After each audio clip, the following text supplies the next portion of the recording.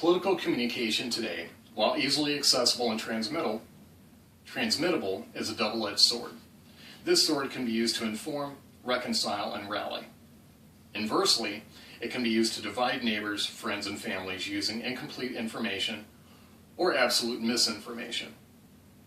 Throughout my lifetime, I have been exposed to many forms of political communication, from rallies to filibusters to speeches of consolation. While political communication has been around since the days of Socrates, electronic media developed throughout the last century has provided the world with a constantly evolving wave of information surrounding politics. In a perfect society, everyone would get along. In the United States, along with most societies, political posturing is the rule. In the U.S., it is mostly Republicans against Democrats, and seemingly all political parties against the media. These conflicts have been played out in public. In 1998, President Bill Clinton faced impeachment charges for lying about sexual relations with an intern.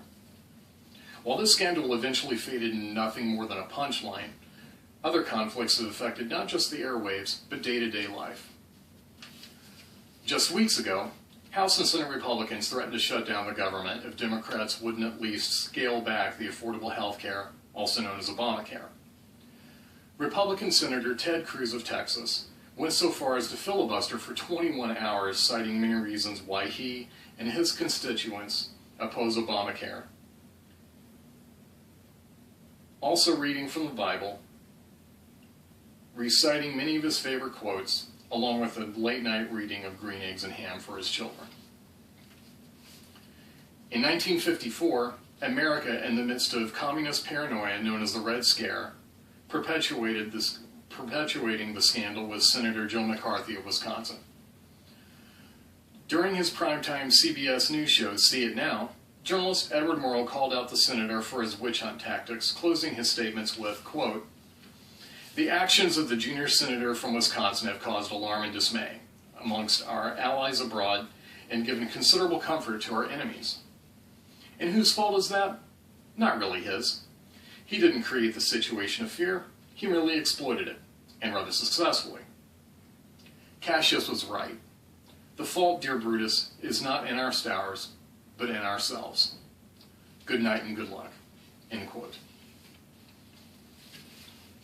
Along with scandals and bipartisan turmoil, the U.S. has faced tragedy and sadness. In these times, our leaders have been voices of strength, compassion, and determination to carry on and prosper. In 2001, 3 days after the 9/11 attacks, President George W. Bush addressed first responders at Ground Zero at the foot of the World Trade Center, rallying them and promising resolve and results. In his Gettysburg Address in 1863, President Lincoln spoke of reconciliation and reconstruction. Following the Space Shuttle Challenger disaster in 1986, President Ronald Reagan closed his address to the nation with these words: "The crew of the Space Shuttle Challenger honored us by the manner in which they lived their lives. We will never forget them, nor the last time we saw them this morning, as they prepared for their journey and waved goodbye and slipped the surly bonds of earth to touch the face of God." Thank you. Whether facing an economic crisis or impending war, American presidents have spoken with conviction, resolve, and decisiveness to rally morale at home and abroad. President Woodrow Wilson in 1917 made the case for war to the Americans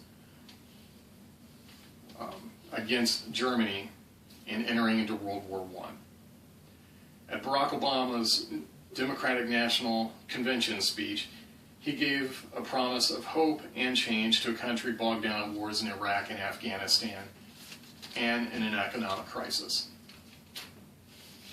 In an excerpt from President Franklin Delano Roosevelt's inaugural address, FDR said, "The only thing we have to fear is fear itself, nameless, unreasoning, unjustified terror which paralyzes needed efforts to convert retreat into advance." End quote.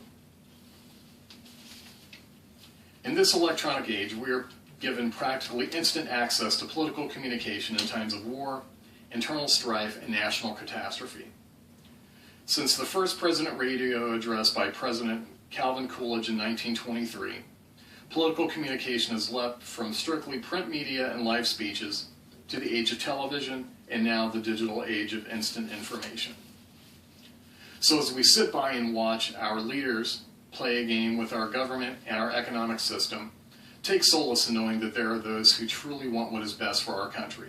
Let us be reminded, and let's remind them of what truly makes this country great. Our ability to work together in times of war and crisis, our willingness to compromise when applicable or respectfully agree to disagree, and our immeasurable resilience and compassion in times of tragedy and loss. Good night and good luck.